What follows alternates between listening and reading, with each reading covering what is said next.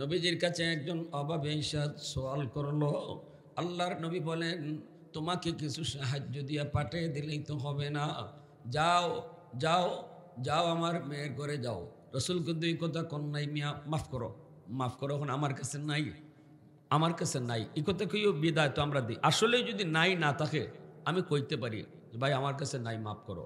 কিন্তু আল্লাহ রসুলের আখলাক ছিল, নবীজি নাই না থাকলেও রসুল তার একটা ব্যবস্থা করে দিতেন। আল্লাহর নবী বলেন, যাও আমার মেয়ের ঘরে যাও, ফাতেমার ঘর যায় কইও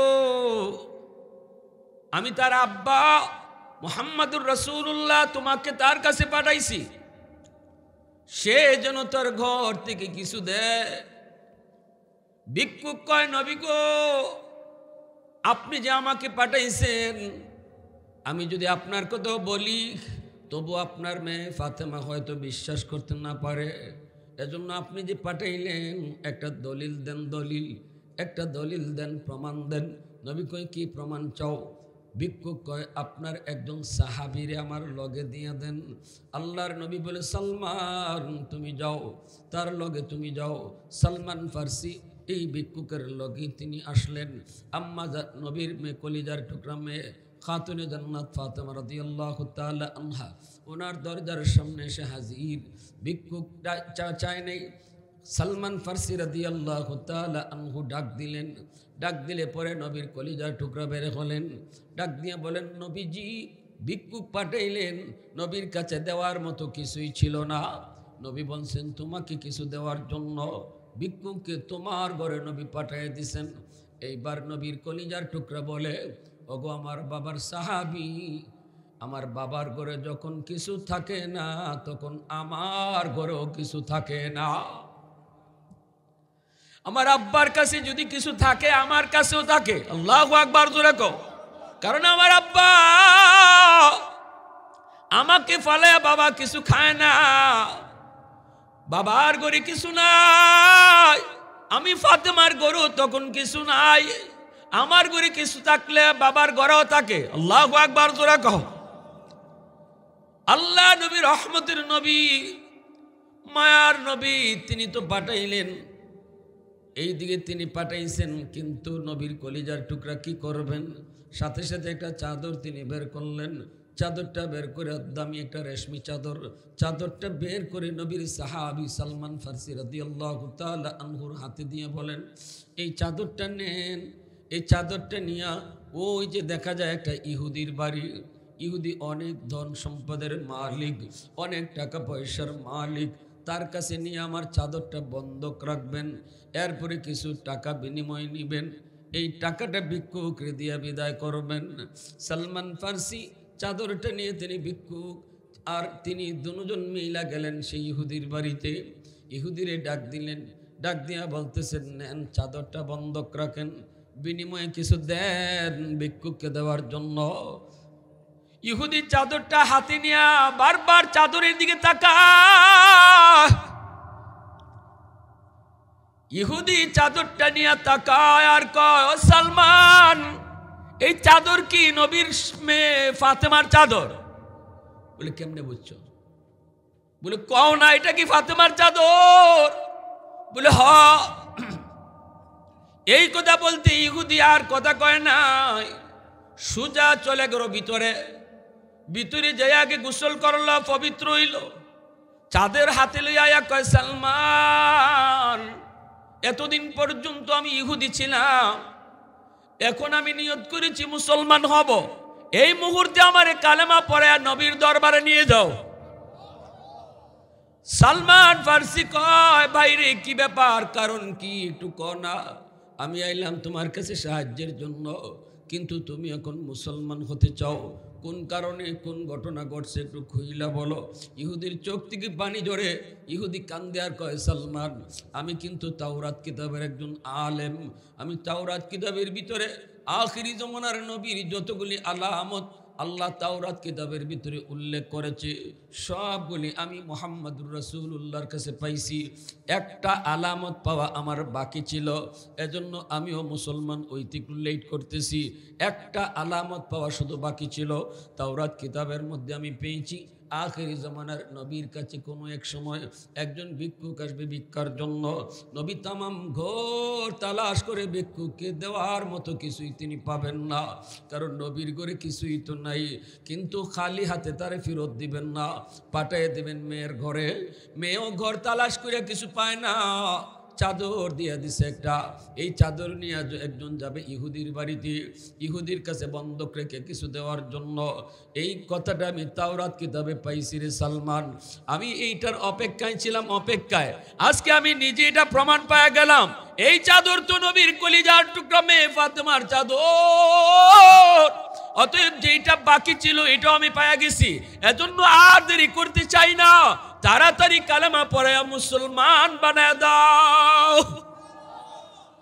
ওয়াল্লাইলু মিগি জুলফে মুহাম্মদ কা তারান্নুম ওয়াশ-শামসু মিন রুখসারায়ে আহমদ কা তারান্নুম ওয়াল ফজর মিগি সুবহে রিসালাত কি বিশারাত ওয়াল আসর মিগি দুহুর নবুওয়াত কি বিশারাত हर फूल में रूए मदीना का तबस्सुम शाखों की लचक में बेकदा का तकल्लुम यासीन से मौला ने कभी उनको पुकारा हामीम कभी और कभी तासीन इशारा ए रमज़ों के कुछ आशिक माशूक के माबैन समझा है जिन्हें खल्क में एक सरवर कौनैन समझा है जिन्हें खल्क में एक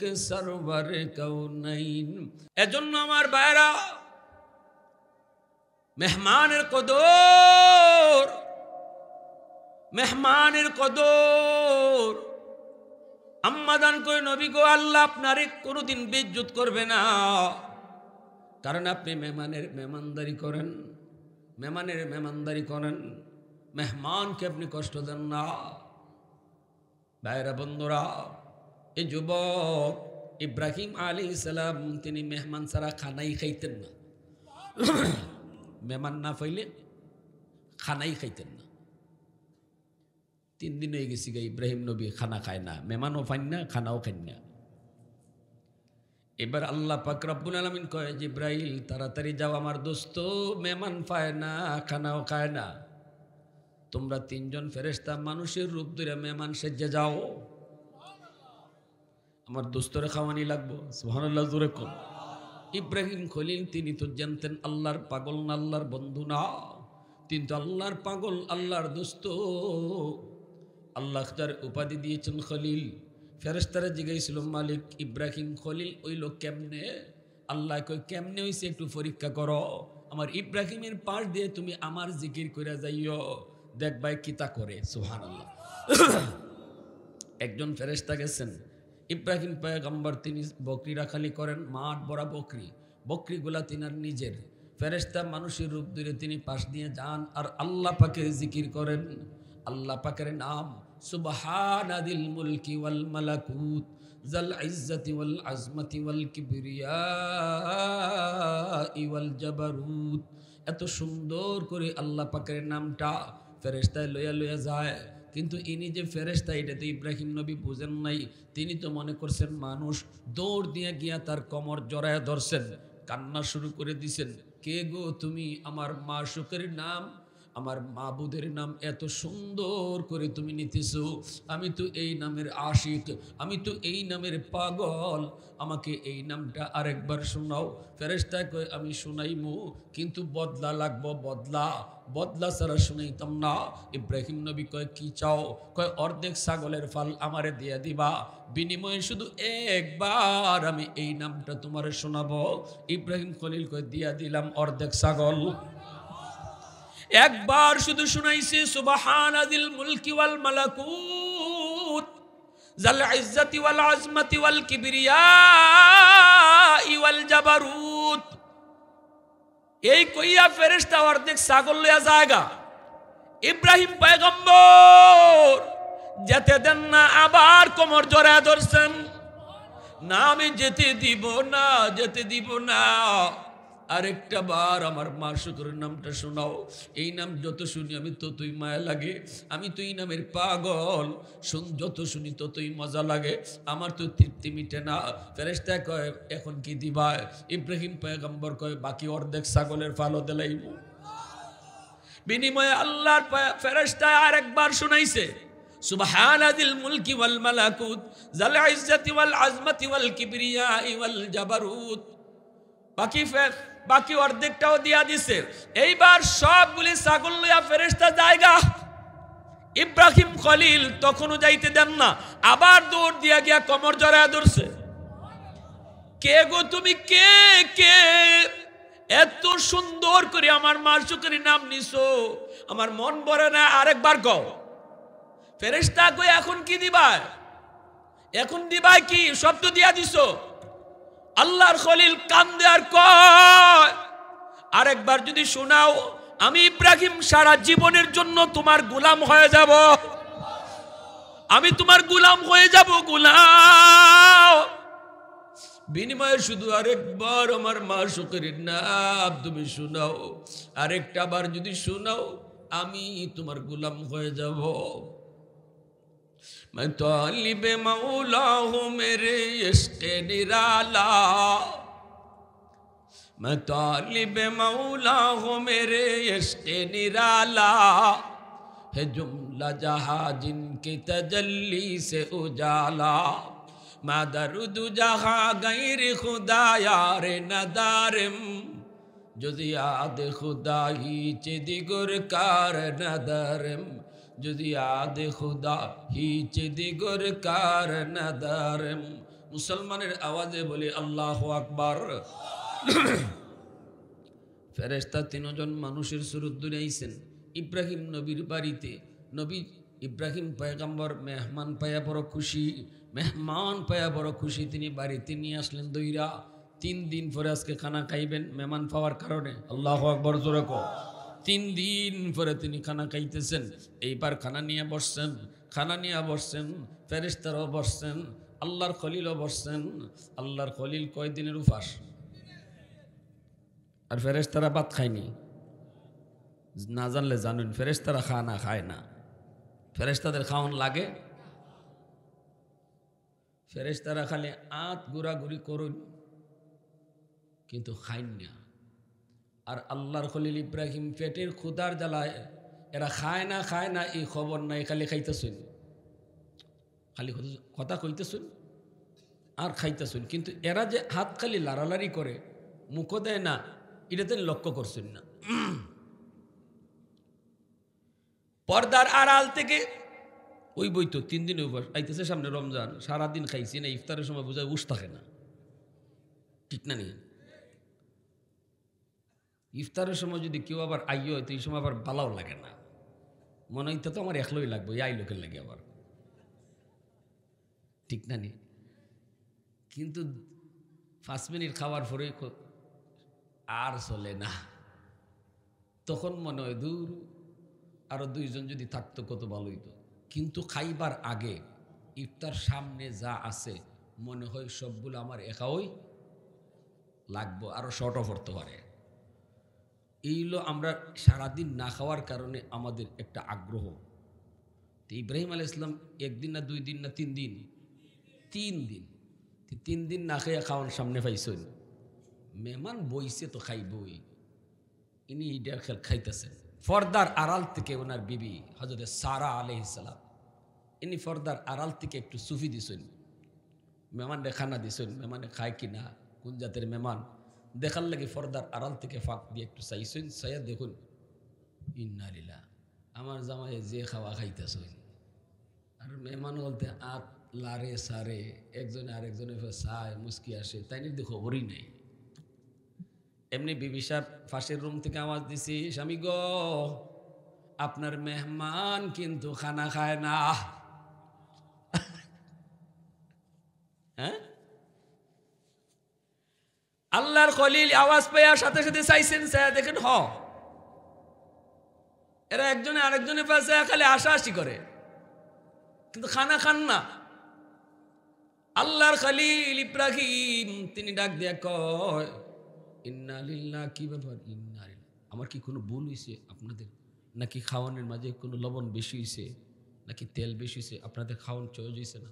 হায় হায়, আমার কি জানি সমস্যা, ফেরেশান হয়ে গেছেন গা, আপনারা যে খানা খাইতেছেন না। তখনই জিবরাইল আলাইহিস সালাম কয়, নবী গো পেরেশান হইেন না, আমরা মানুষ না।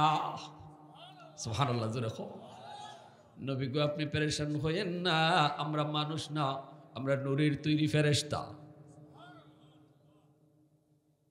জিবরাইল, মিকাইল, ইসরাফিল, আল্লাহু আকবার, জোরে কও। আজ 3 দিন হয়ে যায় আপনি আল্লাহর দোস্ত খানা খান না, মেহমান না পাওয়ার কারণে আল্লাহ আমাদেরকে মেহমান বানায় পাঠাইছে আপনারে খানা খাওয়ানির লাগি। আল্লাহ, আমরা তো ফেরেশতা, আমরা খানা খাই না, আমাদের খানা খাওয়ানোর বৈশিষ্ট্যই নেই।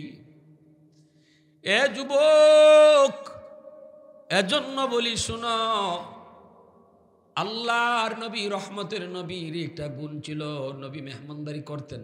আল্লাহর নবীও মেহমান নিয়ে সবসময় খানা খাইতেন। এজন্য আল্লাহর ওলিদেরকেও দেখবা, খাঁটি আল্লাহর ওলি যারা, এরাও যখন খানা খায় একা খায় না, মেহমান নিয়ে খাইতে পছন্দ করেন। এটা আমার নবীর বহুত বড় সুন্নত। আল্লাহু আকবার, জোরে কও। বহুত বড় সুন্নত। কারণ মেহমান নিয়ে খানা খাইলে এই খানার মধ্যে, ঘরের রিজিকের মধ্যে বরকত বাড়ায় দেয় কে? ইন্নাকা লাতাসিলুর রাহিমা ওয়া তাহমিলুল কাল্লা ওয়া তাকসিবুল মাদুমা। যার কাপড় নাই, কাপড় চোপড় কেনার ক্ষমতা নাই, তারে আপনি কাপড় চোপড় কিনা দেন। ওয়া তুঈনু আলা নওয়াইবিল হক, আপনি সব সময় মানুষকে ভালোর কাজের দিকে ডাকেন। ওই যে যুবকদেরকে নিয়ে, ওই যে মায়ের বাঙ্গায়া দেন, কত বড় মায়ের হজরে আসওয়াদ নিয়ে লাগলো। মক্কার মানুষগুলা তারা 4 দলে বিভক্ত হয়ে গেল। হজরে আসওয়াদ জান্নাতি পাথর, এই পাথর আল্লাহর ঘরখানায় কাবার ভিতরে কে বসাইব? কোন গোষ্ঠীর লোকে বসাইব? ইটালিয়া সাইরো গোষ্ঠী তলোয়ার লইয়া, টেটা সুলফি লইয়া রেডি, জান যাইবুগা, তবুও জান্নাতি পাথর আমরা বইমু। হি দলে কয় আমরা বইমু, বেটা হইলে আও। আল্লাহ নবী তখনও নবুয়তি পান নাই, নবীজি ইয়াং, নবী যুবক, কিন্তু মক্কার মানুষ নবীরে আল আমিন উপাধি ডাকে। বিশ্বস্ত আল্লাহ নবীকে আল আমিন, সত্য ভাই কয়ে ডাকে। নবীজির সুনাম চতুর্দিকে ছড়িয়ে পড়ল। এই অবস্থায় যুদ্ধ লাগবে। হজরে আসওয়াদ কেডায় বইতো আল্লাহর ঘর খানায় কাবা, কারণ খানায় কাবা তখন মক্কার মানুষেরা তারা সংস্কার করছিল। আল্লাহর ঘর খানায় কাবা একরকম ভাঙ্গে গেছিল, পুরাতন হয়ে গেছিল, দরজা জানালা জইরা পড়ে গেছিল। তখন মক্কার মানুষেরা অলখানায় কাবাকে আবার সংস্কার করছে। ওই যে হজরে আসওয়াদটার নামাই ছিল জান্নাতি পাথর, এই হজরে আসওয়াদ জান্নাতি পাথরটা তারা এখন আবার জাগাত বইব, কিন্তু এটাকে সৌভাগ্য মনে করতেছে সবাই। জান্নাতি পাথর আমরা বইমু, আমরা বইমু, হেরা কয় আমরা বইমু। এখন তো মারামারি ওই এখন কারা কি ওইব, কারণ ওই সময় তো ছোট্ট থেকে ছোট্ট বিষয় নিয়েও তাদের মাঝে যুগ যুগ ধরে মারামারি হইতো। সেই যুগটার নাম ছিল জাহিলি যুগ। ওই যুগে আমার নবী দুনিয়াতে আগমন করেছেন। উটের পানি আগে কেডা খাইব, কার উঠে আগে পানি খাইব, ইটালিয়া মাইল লাগতো। এই মাইল 10 বছর চলতো। এটা একটা বিষয় হইল, কার উঠে আগে পানি খাইব, ইটালিয়া মাইল লাগতো। বাপ যদি মইরা যায়, মরবার আগে ফুয়ারে খয়ে যেত, তুই যদি আমার ঘরের ফুয়া হয়ে তখস বদলা নিবে। কেমন কথাটা হয়ে যায়, বুঝছেন নি? ওই যুগটা ছিল জাহিলি যুগ। ওই যুগে আমার রসুল আইসেন, রসুল আইয়া দেখুন মাইল লাগিয়ে যাবো, এখন কারা খাইব। তখন এরা সিদ্ধান্ত নিছে আগামীকাল সবার আগে বাইতুল্লাহ খানায় কাবা যে আইব, সে যা ফয়সলা দিব আমরা মানি লাইমু। এটা হচ্ছে সিদ্ধান্ত। সবার আগে সবাই দেখতেছে খানায় কাবায় আমার আপনার নবী আইতেছেন। আল্লাহু আকবার। নবীর দেখে এরা খুশি, মোহাম্মদ আসতেছে আল আমিন। তখন তো নবী নবী না, নবীর সবাই মানে এই সময়। আবু জাহেলও নবীরে মানে এই সময়। আল্লাহ নবীরে খুব মায়া করতো আবু জাহেলে। আল আমিন উপাধিটা সর্বপ্রথম ঘোষণা দিছে আবু জাহেলে। আল্লাহু আকবার জোরে বলুন। কপালে এর হেদায়েত নাই, এটা ভিন্ন কথা। নাইলে আবু জাহেল একটা কপাল পাইছিল। তার জীবনীতে লিখন কিতাবে ওই দিন পড়ছে, আমি এটা জানতামই না। আবু জাহেলের জন্ম হইছে আল্লাহর ঘর খানায় কাবা তোয়াফ করা অবস্থায় আবু জাহেলের মা আল্লাহর ঘর খানায় কাবা তোয়াফ করতেছেন, এই তোয়াফ করা অবস্থায় আবু জাহেলের জন্ম। ইজাত কপাল কার আছে শুনছেন? কিন্তু এর পরেও কপালে হেদায়েত। আর আবু বকর সিদ্দিক জন্ম নিছেন কাফেরের ঘর, মাও কাফির বাপও কাফির, সে আবু বকর হইছেন নবীর প্রথম সাহাবী, সুবহানাল্লাহ, প্রথম খলিফা, আল্লাহ নবীর প্রিয় দুস্থ।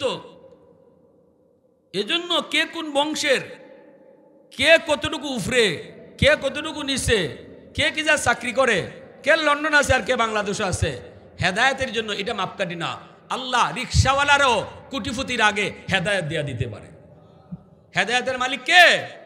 এটাও টেকা দিয়ে কিনা যায় না, এটা ফাওয়ার দিয়ে আনা যায় না, এটা আল্লাহর হাতে। আল্লাহ নবী আয় কইতেছেন, শোনো আমি মায়ের ভেঙ্গে দিতেছি। আল্লাহ রসুল কয় একটা চাদর আনো, একটা চাদর আনা হইছে। চাদর আন্যা রসুল কোন চাদরের মাঝখানো এই পাত্রটারে রাখো, চাদরের মাঝখানো পাত্রটা রাখা হয়েছে। চাদরের কোনা কয়টা? 4 কোনা নানি। আর যে 4 গোষ্ঠীর মাঝে ঝগড়া, এই 4 গোষ্ঠীর 4 নেতারে আল্লাহ রসুলে ডাক দিচ্ছেন, ডাক দেখুন এই গোষ্ঠীর কেডা নেতা? আমি। এই গোষ্ঠীর নেতা কেদা? তুমি। এই গোষ্ঠীর নেতা আমি, এই গোষ্ঠীর নেতা আমি। তোমরা 4 জনে 4 কোনার ধরো। আল্লাহু আকবার, জোরে খাও, আরো জোরে খাও না। রসুল কয় 4 জনে 4 কোনার ধরো, দইরা পাত্তরে জাগাও। 4 জনে 4 কোনার দইরা পাত্তরে জাগাইয়া একবার আল্লাহর ঘর খানায় কাবার দ্বারো লই আইছেন, যে জায়গার মাঝে পাত্তরটা বয় নিব। এখানে আওয়ার পরে আল্লাহ রসুল আস্তে করে নিজের হাত কান লাগাইয়া পাত্তরটারে বইলিছেন। যে মাইরে কত মানুষ খুন হইতো এর হিসাব নাই, এই মাইরটা আল্লাহ রসুল তিনি মুহূর্তের ভিতরে মীমাংসা করে দিয়ে দিয়েছেন। 4 গোষ্ঠী খুশি, সবাই খুশি। এজন্য সামাজিক বিচার আচার এটা আমার নবীর বৈশিষ্ট্য, নবীর বহুত বড় সুন্নত। উলামায়ে কেরামের দায়িত্ব আছে সমাজের বিচার আচারে যাওয়া, বিচার আচারে বসা, ন্যায়ের পক্ষে কথা কওয়া, দ্বন্দ্ব লাগলে দ্বন্দ্ব নিরসন করা, ঝগড়া দূর করে দেওয়া। 2 জন মুসলমানের মাঝে ঝগড়া দূর করার লাগে যদি একজনে মাঝখানোর চেষ্টা করে, জানোনি কিতা মিশা কথা কওয়া কিতা হালাল না হারাম? আওয়াজ আসতে গেল লাগে আসুন না কিতা? মিশা কথা কওয়া হারাম। কি জাত হারাম? আল্লাহ নবীর সাহাবী জিগায়, নবী গো মুসলমানে কি জিনা করতে পারে? রসুল এখন ওই যেতে পারে। সাহাবী কোন রাসূলুল্লাহ মুসলমানে কি চুরি করতে পারে? রসুল এখন ইডো ওই যেতে পারে। এরপরে সাহাবী কোন রাসূলুল্লাহ মুসলমানে কি মিশা মারতে পারেনি? রসুল কো অসম্ভব, মুসলমানে মিশা মারতে পারে না। তাহলে মিশা কথাটা জিনার থেকেও বড় কবিরা গুনাহ। যে মিশা কথা মারতে পারে একদম জায়গা থারিয়া, এ দুনিয়ার এমন কোনো গুনাহ নাই করতে পারে না। মিশা কথা যে আইসা আইসা কইতে পারে, এ আইসা আইসা গুনাহ করতে পারে। ভালো করে ইয়াদ রাখবা। এজন্যই রসুল কইছে মিথ্যা বলা সব গুনার মা। আমরা তো জাগাত খারইয়া 10টা মিশা কথা মারতে লাই, ঠিক না? অথচ মিশা বলা এত বড় কবিরা গুনাহ। এই মিথ্যা কথা বলাও 3 জায়গাত জায়েজ। কইতাম নি, মনোযোগ আছে আপনারা? মিশা কথা কয় জায়গাত জায়েজ? 3 জায়গায়। খালি জায়েজ না, সওয়াব হইব। 1 নাম্বার, আপনার জান বাঁচানোর জন্য জানে মারি লেব আপনারে একটা মিথ্যা কথা কইলে আপনি বাচ্চা যেতে পারেন। শরীয়তে এখানে আপনার অনুমতি দিছে, অনুমতি। জান বাঁচানোর জন্য একটা মিথ্যা কথা বললে যদি আপনার জান বাঁচে, জানে মেরে লেব, জানে। একটা মিথ্যা কথা বললে যদি জানে বাঁচা থেকে বাঁচতে পারো, অনুমতি আছে। তবে না বলাটা এটা আজিমত, আর বলাটা রুখসত, জায়েজ। কেউ যদি কয় না আমি মরে গেলি গা, মরি যেমুগা, এরপর মিশা কথা কইতাম না, এটা সে সর্বোচ্চ তাকওয়ার উপরে আছে। এই অবস্থা যদি তার মরণ হয়, আল্লাহ তারে এর উত্তম বদলা দিব, উত্তম বদলা আল্লাহ তারে দিব, কিন্তু অনুমতি আছে। 2 নম্বর জায়গা হলো 2 জন মুসলমান যদি ঝগড়া করে, এই 2 মুসলমানের ঝগড়া মিটাইবার লাগে যদি মাঝখানে তুমি মিশা কথা কও, কেমনে? এর কাছে যায় কইলে, ভাই অমুকে তোমারে খারাপ কয়, তোমারে গালাগালি করে, তোমার সমালোচনা করে, তোমার গীবত করে, এটা কে কইছে? মানুষে কয়। দুর্মিয়া মানুষের কথা রাখো, আমি এখন ওর কাছ থেকে আইলাম, হ্যাঁ তো তোমারে খুব বালা কয়, তোমার মন্দ তো কইল না, তোমার খালি গুণই গাইল, মূলত তুমি হের দ্বারও গেছই না। কথাটা বুঝছেন? দুইজনের ভিতরে যে একটা গুসা আসিল, একজনের প্রতি আরেকজন হিংসা আসিল, এটা তুমি মাঝখানে হামাইয়া দুজনে গুসা ভাঙ্গাইতেছ মিশা কথা কইয়া। হাসানি মানুষে দিয়ে আমার কই, হে আমার গালাগালি করে। দৌড়মিয়া আমি নিজে কথা কই আইছি, এখন তোমারে ভালো কইছে, একবারও তোমার মন্দ কইছে না, তোমার সম্পর্কে ভালো কথা কইছে। এই এর কিছু নরম করলো। এদিকে হের কাছে গিয়া কয়, অমুকরে তুমি খারাপ জানো, কে কইছে? কয় মানুষে কয়, আমি নিজে কথা কই আইছি, সে তোমারে ভালো জানে, সে তোমার একটাও মন্দ কথা কয় নাই, ভালো ভালো কথা তোমার শোনাইছে। দুইজনের মধ্যে এই যে একটা দূরত্ব ছিল, মিশা কথা কইয়া তুমি যদি দুইজন মুসলমানকে মিলাইয়া দাও, এখানেও মিশা কথা কোয়া খালি যাইজ না, শরীয়তে তোমারে সওয়াব দিব। আরেকটা মিশা কথা কোয়ার যাইজ আছে। এই জায়গাটা কোন জায়গা হইতাম না, না ফেস লাগবো, ফেস লাগি যাইব তো না, তাইলে মাইক বন্ধ করে এখন লাগবো, আর ঘরে ম্যাডামরা শুনিলেই হতো, বিপদ হয়ে কেন হইতা। বউয়ের টেম্পার যদি বেশি গরম হয়, আসুন না নি কিছু, হ্যাঁ সব আল্লাহর বান্দি তো একরকম না, কিছু কিছু আল্লাহর বান্দি তো আছে মাশাল্লাহ, জামাই একটা কইলে তাই 10টা শুনাইন। এমন যদি হয় যে মিজাজ খুব গরম, তাইলে তুমি শাড়ি আনছো 700 টাকা দিয়া, আইনে যদি তুমি কও শাড়ির দাম 700, তাইলে আমার ম্যাডামের মিটার গরম হয়ে যেতে পারে। কইব তুমি শার্ট কিনো, লঙ্গি কিনো, ফ্যান কিনো 1200, 1500, 2000, আর আমার লাগি শাড়ি আনছো 500 আর 700, তুমি তোমার শাড়ি পরো। যদি তাই এমনই ওইন, তাইলে কইতা শাড়ির দাম 5000। গড় ঠিক না থাকলে সব বেঠিক, ঠিক না নি?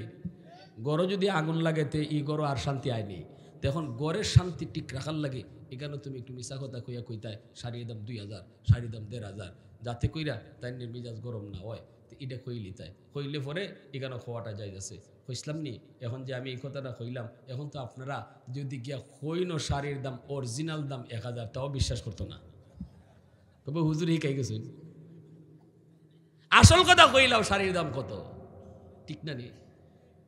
এই যে সমাজের এই যে দুইজন গোষ্ঠীর বা দুইজন মানুষের জগরা আপনি মাঝখানো হামাইয়া একটু মিশার আশ্রয় নিয়ে দুইজনে মিলাই দিছেন, এখানে শরীয়তে আপনার মিশা কথা কোয়া জায়েজ দিলাইছে। আল্লাহু আকবার জোরে কোন। এজন্য আমার ভাইরা, আল্লাহর নবী রহমতের নবী সব সময় সমাজের এই সমস্ত ভালো কাজগুলো নবী দেখতেন। এ যুবক, আমি আগেই বলেছি, কোরআন তেলাওয়াত, নফল নামাজ, নফল জিকির, এগুলো আল্লাহ পাকের বন্দিগি, কিন্তু এর চেয়েও বড় বন্দিগি হলো মানুষের উপকারে হাঁটা। মানুষের উপকারের জন্য যদি তুমি পায়ে হাঁটো, সময় দাও, তাহলে এই উপকারটা নফল বন্দিগির চেয়ে বেশি সওয়াব হয়। আম্মাদান খাদিজাতুল কুবরা, মক্কার সবচেয়ে ধনী নারী, আন্তর্জাতিক মানের তিনি একজন ব্যবসায়ী। আমার নবীরে তিনি চিফ ম্যানেজার বানাইছেন, নবীজি চিফ ম্যানেজার হয়েছেন। এইবার আল্লাহর নবীর প্রতি আস্তে আস্তে তিনি দুর্বল হয়ে পড়লেন। কেমনে? কারণ তিনি নিজের চোখে দেখছেন আমার নবীর মাথার উপরে মেঘমালা ছায়া দেয়, আমার নবীর সাপে বাতাস দেয়, আমার নবীর বকরিগুলা বাগে রাখালি করে। আম্মাজান নিজের চোখে দেখছেন, দেখার পরে তিনি ছাগল রাখালি চাকরি থেকে সরাইয়া চিফ ম্যানেজার বানায় দিছেন। এরপরে আল্লাহ নবীর আমানতদারি আর নবীর চরিত্রের উপরে মুগ্ধ হইয়া আম্মাদান ভিতরে ভিতরে দুর্বল হয়ে গেছেন, আল্লাহর নবীর প্রেমে পড়ে গেছেন, নবীজির ভালোবাসা মহব্বত তার অন্তরে জন্মে গেছে। কিন্তু ম্যানেজারে বিয়া করবেন কেমনে? তিনি তো মালিক, আর নবী হইলেন ওনার আন্ডারে চাকরি করেন। কেমনে কোন আমি আপনার কাছে বিয়া বইতাম? অথচ মক্কার অনেক যুবক প্রিন্সের মতো চেহারা, যুবরাজ বাদশার পোলাপানো আম্মাজানকে বিয়া করার লাগি পাগল। কারণ মক্কার সবচেয়ে সুন্দরী ছিলেন আম্মাজান খাদিজাতুল কুবরা। যেমন সুন্দরী তেমন তিনি পবিত্র, পুত পবিত্র, এজন্য ওনার উপাধি ছিল তাহেরা। চোখ তুল্লা কেউ তাকাইবার সাহস করত না। মক্কায় এমন কোন মানুষ ছিল না যেই মানুষ ওনার দান সদকা পাইত না। আল্লাহু আকবার জোরে কও। বিভিন্ন দেশে এনার ব্যবসা ছড়ায় ছিটায় ছিল, সম্পদের অভাব নাই। তখনকার সময়ে কোটি কোটি কোটি কোটি টাকার মালিক, কয়টা বাড়ি এর হিসাব নাই, কয়টা ঘর হিসাব নাই। এই অবস্থায় তিনি আমার নবীর উপরে দুর্বল।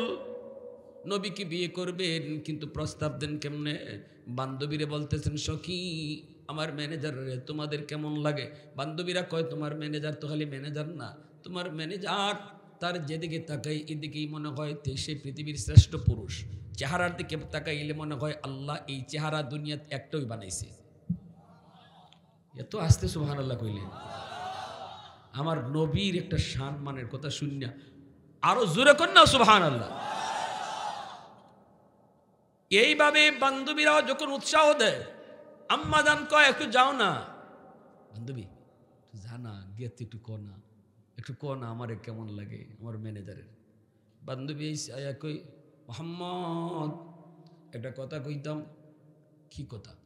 তোমার মালিকরে তোমার কেমন লাগে? ব্যবসার মালিক না নিয়ে আল্লাহ রসুল কয়, আমার মালিক তো অনেক ভালো। কেমন লাগে মানে? অনেক ভালো, তুলনা নাই। এমনি বান্ধবী কারি ইডে কইতেছি না, মানে কেমন লাগে? কেমন? রসুল কয় কেমন লাগতো মানে ভালো লাগে। কারি মোহাম্মদ তুমি বুঝো না, কইতেছি মানে তোমার কেমন লাগে? আল্লাহ রসুল কয় ভাল লাগে। পরে বান্ধবী কয়, তোমারে বাইঙ্গা না কইলে বুঝতায় না। তোমার ম্যানেজার তোমার মালিক তোমার কাছে বিয়ার প্রস্তাব পাঠাইছে, বিয়া কর তাইনি। আল্লাহ রসুল সাথে সাথে চমকে উঠছে। নবীজি বলতেছেন, কেমনে সম্ভব? আমার চাচা আছে, আমার গার্ডিয়ান আছে, আমি নিজে নিজে বিয়ার মাতমা তিলেই হায়া শরমের বিষয় আছে, আমি কিছু জানি না। কইয়া নবীজি চাকরি সাইরি আইসুন বাড়িতে। নবীজি তখন চাচা আবু তালিবের আন্ডারে। আইয়ে কো চাচা আমি চাকরি করতাম না। চাচা কয় কেন বেটা? রসুল কয় আমার মালিক বালা ওই তবে বেশি সুবিধা না। কেনে? কয় চাচা আমার বিয়ার প্রস্তাব দিছে। এমনি চাচা কয় বেটা তে তো তোর কপাল, এটা ফায় কেডায়, কতজন লাইন লাগা বেটা, তুই তো কপাল বেটা। আল্লাহ নবী কয় চাচা আমি কপাল টপাল বুঝি না, আমি সারা জীবন তার আন্ডারে চাকরি করছি। নবীজি চাচা আবু তালিব কয় বাবা জানোস নি কত বাদশার ফুলাফান পাগল? আল্লাহ রসুল কয় চাচা এটা আমি পারতাম না, আমার শরম করে। আচ্ছা ঠিক আছে বাবা, বাবা ঠিক আছে, চাকরি লাগতো না বাবা, আমি রক্ত বিচ্ছে তোরে খাওয়াইবো বাবা, তোর দাদার কাছ থেকে আমি খুইয়া রাখছি, তুমি থাকো। এইদিকে আমার রসুল তিনি চাকরিতে যান না, পরের দিন যান না। একদিন অপেক্ষা করে আম্মাদান খাদিজাতুল কুবরা নবীর বাড়িতে নিজে আইসুন। আল্লাহ নবীর চাচা আবু তালিব আসা মাত্র বলতেছে, চাচা আমি আপনার কাছে ভিক্ষা চাইতে আইছি। আল্লাহর নবীর চাচা আবু তালিব তিনি তো গরিব মানুষ, কিন্তু আম্মাদান তিনি তো শুধু মক্কার ধনী না, পুরা আরবের ধনী। আল্লাহু আকবার। নবীজির চাচা আবু তালিব কয়, খাদিজা তোমারে ভিক্ষা দেওয়ার মতো আমার কাছে কি আছে, শরম দিও না। আম্মাদান কয় আপনার কাছে আছে যেটা, ইডে ওই ভিক্ষা চাইতেছি। নবীজির চাচা আবু তালিব কই কি আছে একটু কয় আপনার ভাতিজা মুহাম্মদ। আল্লাহ নবীর চাচা আবু তালিব মনে মনে করে আমার ভাতিজা দিয়ে হাসি কইছে, তো কি হইছে আমার ভাতিজা মুহাম্মদ নে কি করবা? আপনি যদি আপনার ভাতিজার বউ বানান, সারা জীবন আমি আপনার বাড়ির উঠান জারো দিমু। সুবহানাল্লাহ, কি জাত মোহব্বত অন্তরে জন্মেছে রাসূলের প্রতি। আল্লাহু আকবার। আল্লাহ নবীর চাচা আবু তালিব কই, খাদিজা আমার ভাতিজার একটু জিগানি লাগবো, তে তুমি একটু বও। নবীজির কাছে আবু তালিব চলে আসলেন। আয়েশা বলতেছেন, ভাতিজা মুহাম্মদ যা বলেছো ঠিক বলেছো বাবা, খাদিজা তো আমাকে বাড়িতে আইছে, ভাতিজারে ফিরাই দিস না বেটা, এটা কফল রে বাবা। বাবারে কত কষ্ট করে চলতেছি, এক বেলা খাই আর এক বেলা খাই না, দিনটা যদি একটু ঘুরে। বাবা রাজি যা, রাজি যা। আল্লাহ রসুল কাছে চাচা রাজি ওইমু, তবে শর্ত আছে। নবীর চাচায় কয় কয়টা? কয় তিনটা। আল্লাহ নবীর চাচা আইসে খাদিজার কাছে, আইসা বলতেছে, খাদিজা আমার ভাতিজা রাজি হইছে, তবে শর্ত আছে। আম্মাদান কয়েন শর্ত 100টা হইল আমি রাজি আছি। নবীজির চাচা আবু তালিব যা কয়, ভাতিজা খাদিজা 100 শর্ত দিলেও রাজি আছে বেটা, তে শর্ত 3টা না আরো 2-1টা বাড়া। আল্লাহ নবী কয়, চাচা বাড়ানি লাগতো না, 3টেই যথেষ্ট। 2 জন রে চাচায় ভয়ে দিছি, আর চাচায় লইয়া যায় ভাতিজার, আর ভাতিজা 3টে শর্ত তুই কিতা কইবে জানি না, তবে চাচার ফায় চাইয়া কইস। আল্লাহ নবী গিয়া বইছেন, নবী কয় 1 নাম্বার শর্ত হলো আপনার যত বাড়ি আছে মক্কায় সবগুলা বাড়ি, যাদের বাড়ি নাই ঘর নাই তাদেরকে দিয়া দিতে হবে। আম্মা জান কয় আমি রাজি আছি। সুবহানাল্লাহ, জোরে কর। 2 নাম্বার শর্ত হলো, এমনি চাচা আবু তালিব কানে কানে গিয়া কয়, ভাতিজা একটু চাচার ভাই চাইস। আল্লাহ রসুল কয় 2 নাম্বার শর্ত হলো আমার ঘরে যদি আপনি আসতে চান, বিবি হয়ে আমি আপনাকে সর্বোচ্চ সম্মান দিব, ইজ্জত দিব, স্ত্রীর মর্যাদা দিব, বুক ভরা ভালোবাসা আপনারে দিব। কিন্তু আমার ঘরে খানা নাই, আমার ঘরে থাকার জায়গা নাই, আমি চাচার ঘরও থাকি, চাচার ঘরও খাই, আমার ঘরই ঠিক মতো নাই। কই রাখবো কই থাকবো আমি জানি না। আবার কখনো চুলায় আগুন জ্বলবে না, 1 দিন 2 দিন 3 দিনও হয়তো চুলায় আগুন জ্বলবে না।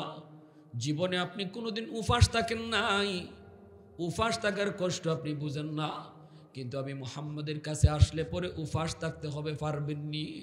এই কথা বলতে আম্মাদান কয় আমি রাজি আছি, সারা জীবন উপাস থাকতে রাজি আছি। আল্লাহু আকবার। উলফত মে তেরি ওয়াইসনে দান কো তোরা, বকর উমর নকশে কদম তেরা না চোরা।